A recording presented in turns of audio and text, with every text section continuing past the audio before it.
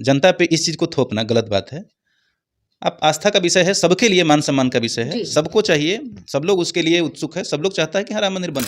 Politics बात हो गई है ना, क्यों? ये पॉलिटिक्स बात हो गई। ये वास्तविकता है कि कांग्रेस ने इसका विरोध किया था, कांग्रेस ने इसके विरुद्ध में वकील खड़ा किए थे और भाजपा ने इसका सपोर्ट किया था, लेकिन दिनों तक पेंडिंग रह सकता था जी। तो ऐसा नहीं कि पूरा संपूर्ण उन्हीं को दिया जाए श्रेय, ऐसा कुछ भी नहीं है, पूरे लोगों के मन में था। खैर आप बात कर रही हैं तो अब जैन बंधुओं की बात करें, इतने बड़े नेता को साइड कर दिया गया। लेकिन क्या है कि उस समय से राम रथ निकाला गया और उसको तरीके से राम जी का भव्य अपने ऊपर श्रेय लेने का कोशिश शुरू से ही किया गया। चीज़ें हैं जो जांच हैं आज तक रुके हुए जी है ना। आपने 2020 का अगर आप न्यूज़ उठा के देखेंगे तो सीबीआई की जांच का आदेश भी आया था उनके लिए, उनके पिताजी के लिए। उस जांच को तो बिल्कुल रोक दिया गया, उस पर आगे कोई कार्रवाई नहीं हुई। नमस्कार, जय हिंद। आप देख रहे हैं हमसफर भारत। मैं हूं आपके साथ अंजलि ओम प्रकाश। 22 जनवरी रामलला का प्राण प्रतिष्ठा किया जा रहा है। कैसे ये मामला सुप्रीम कोर्ट पहुंचता है।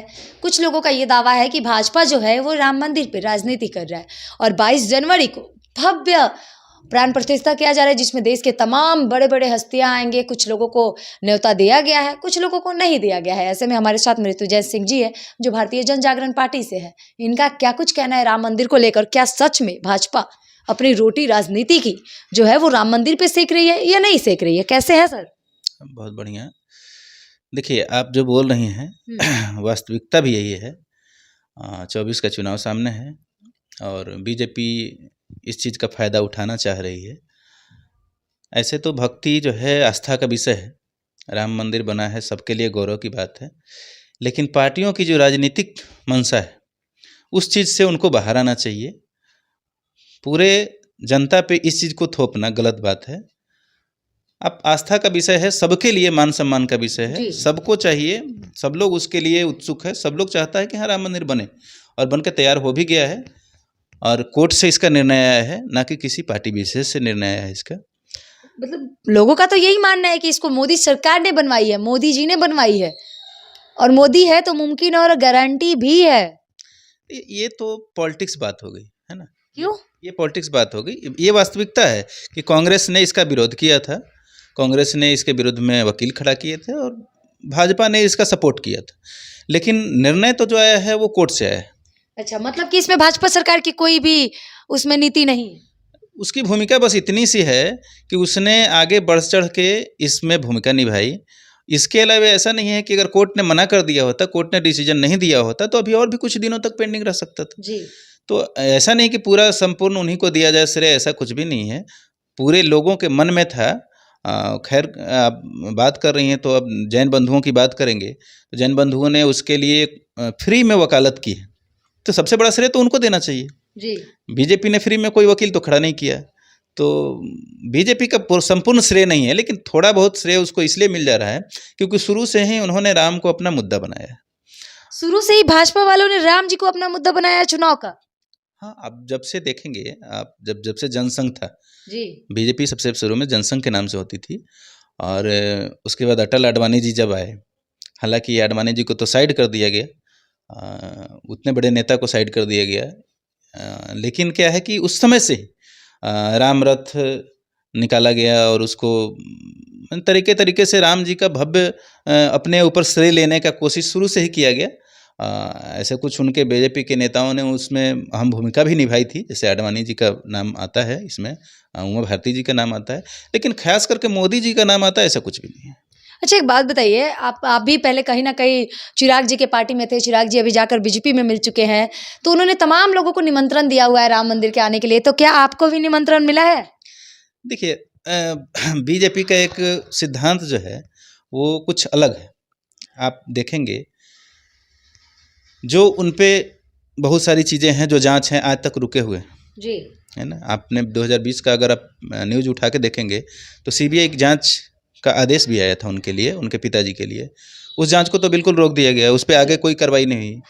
लालू जी को परेशान किया जाता है, तो ये सब चीज़ कुछ राजनीतिक चीज़ें हैं। तो ये सीबीआई भी अब भाजपा की गुलाम है क्या? कि आप कह रहे हैं कि जिस तरीके से लालू जी को परेशान किया जा रहा है और चिराग जी के घर पे उनके पिताजी के ऊपर जब आती है तो सीबीआई जो है रेड नहीं करती है, तो क्या ये कहीं ना कहीं सीबीआई का भी अपना अभिमान नहीं रहा क्या? देखिए, राजनीतिक में थोड़ा सा उथल पुथल है, उसको आप देखेंगे तो ध्यान से देखिए, गौर करिए उस पर। छोटे-छोटे ये लोग पार्टियाँ हैं, क्षेत्रीय पार्टी हैं, ये लोग कोई बड़ी पार्टियाँ नहीं हैं। जैसे आप चिराग की बात कर रहे हैं या फिर आप मांझी जी जी, की जी। बात करें या फिर जो भी छोटी-छोटी क्षेत्रीय पार्टियाँ हैं जो अभी बीजेपी से जुड़ी है, सबको उन्होंने जेड सिक्योरिटी प्लस दिया है। जी। इसका कोई मतलब है? आप 10-10 लोगों का खर्चा जो दे रहे हैं उनको, वो कौन से मंत्री हैं? अच्छा, जब आपको निमंत्रण नहीं मिला, तेजस्वी जी को निमंत्रण नहीं मिला, तो क्या लगता है कि क्यों इन लोगों को निमंत्रण नहीं दिया जा रहा है? क्या आप लोगों से उनको कोई डर है या नहीं चाहते हैं कि आप लोग वहाँ जाएँ? क्योंकि सनातन तो हम लोग भी हैं, आप भी हैं, तेजस्वी जी भी हैं। देखिए बीजेपी ने किसी को निमंत्रण नहीं दिया है। अच्छा। इस चीज़ को लोगों के मन से भ्रम को निकालना चाहिए, खास करके चिराग पासवान को निकालना चाहिए। चिराग पासवान को तो मैंने आप देखे होंगे कल फ़ोटो उनकी तस्वीर वायरल हो रही थी कि भाई उनको कार्ड आया है मोदी जी के यहाँ से खास करके। तो ये सब अफ़वाहें हैं। जो भी है, जिसको भी पत्र लिखा गया है या जिसको भी बुलाहट आया है, जो भी बुलाया गया है, वो निमंत्रण पत्र जो है वो समिति की तरफ से आया है। आप भी जाएँगे बिल्कुल जाएँगे। 22 जनवरी को? नहीं 22 को तो नहीं जाएँगे क्योंकि इतने लोगों की भीड़ है और खुद से अब आप समझ सकते हैं कि अभी तक पूर्ण मंदिर तैयार नहीं हुआ है। जी। तो अभी तो जाने का ज़्यादा कोई ख़ास मतलब नहीं है। अभी प्राण प्रतिष्ठा हो रहे हैं उनके। लोग जा भी रहे हैं, लेकिन अभी जब तक मंदिर बन के तैयार नहीं होता है, तब तक बेसिकली सबको जाने की ज़रूरत नहीं है। नहीं है। तो क्या लग रहा है कि मंदिर ही विकास है इस देश का या मंदिर के अलावा इस देश में किसी चीज़ की ज़रूरत नहीं है? क्योंकि कुछ लोगों का कहना है कि हम ज़िंदगी भर सर पे टोकरी रख लेंगे, लेकिन हमें मंदिर ही चाहिए, हमें कुछ नहीं चाहिए। देखिए, ये चीज़ें क्यों हो रही है, इसको समझने की ज़रूरत है। समझने की ये ज़रूरत है कि जब आज़ादी 200 सालों तक नहीं मिली थी, तो बहुत सारे लोगों ने क्या कहा हम अपनी जान दे देंगे लेकिन आज़ादी हमको चाहिए, सही है है। ना? तो वैसे ही जब 500 सालों तक मंदिर नहीं बना, तो एक आस्था का विषय तो है ही। जी। लोगों में आस्था तो उमड़ेगी ही ना, लोग ये सोच ही रहे हैं कि नहीं भाई हम खाना नहीं खाएँगे लेकिन लेकिन मंदिर आस्था का बनेगा। विषय कब से चुनावी मुद्दा होने लगा है क्योंकि ये तो ना तो कोर्ट मानता है, ना कानून मानता है, ना संविधान मानता है। कभी भी आस्था चुनाव का मतलब होना ही नहीं चाहिए। आस्था के नाम पे आप वोट ही नहीं मांग सकते। देखिए, अभी क्या है ना एक चीज़ बीजेपी ने मुद्दा बना रखा है। आप देख लेंगे तो वैश्विक स्थिति अब बोलते हैं बाहर में बहुत अच्छी, ठीक है? लेकिन आपके लोगों की वैश्विक स्थिति क्या है आजकल? जी। आपके लोग बड़े-बड़े बिज़नेसमैन धराशायी पड़े हैं। लोगों के पास जो रोज़गार थे, रोज़गार छिन गए हैं।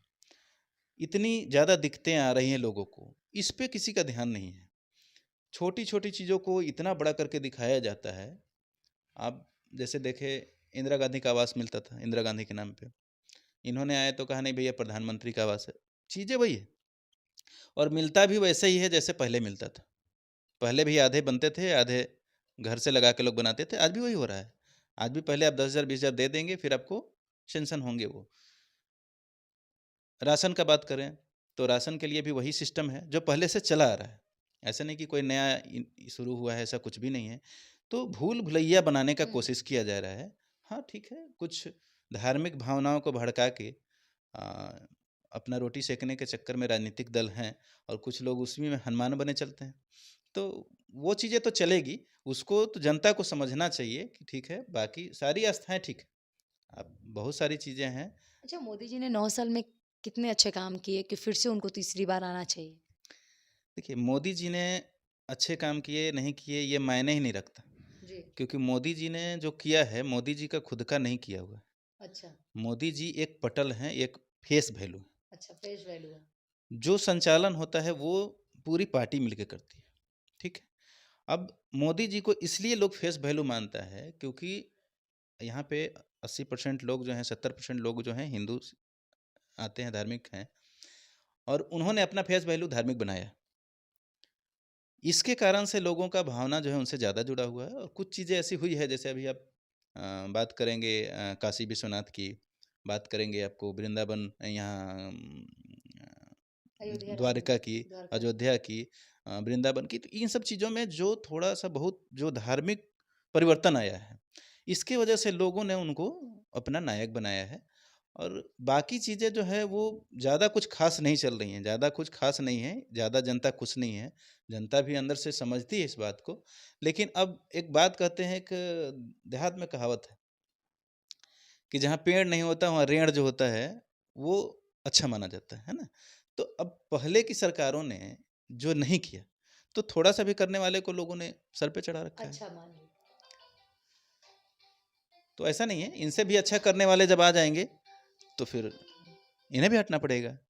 ऐसा नहीं कि ये सब दिन के लिए इनको बना दिया गया है, ऐसा कुछ भी नहीं है, ये भी समय हटेंगे। आएगा तो सत्ता पलटेगी। अगर कोई इनसे इनसे बड़ा राम भक्त आ जाएगा, इनसे बड़ा जो भक्तिमय आ जाएगा, तो इनको इनको भी साइड होना पड़ेगा। चलिए, कहीं न कहीं ये हमारे भाजपा के लोगों के लिए ये चेतावनी है कि समय आएगा, अगर आपसे भी बड़ा कोई राम भक्त आएगा, तो आपको जाना पड़ेगा। तो सत्ता कभी किसी की अस्थायी नहीं होती है, सत्ता आना-जाना लगा रहता है। क्या 2024 में सत्ता पलटेगी या नहीं पलटेगी? कमेंट करके बताइएगा। क्या आप 22 जनवरी को आप भी राम मंदिर के प्राण प्रतिष्ठा में जा रहे हैं? और क्या आप क्या सोचते हैं इस वीडियो के बारे में? अपनी प्रतिक्रिया कमेंट बॉक्स में छोड़ के जाइएगा। जय हिंद, जय बिहार।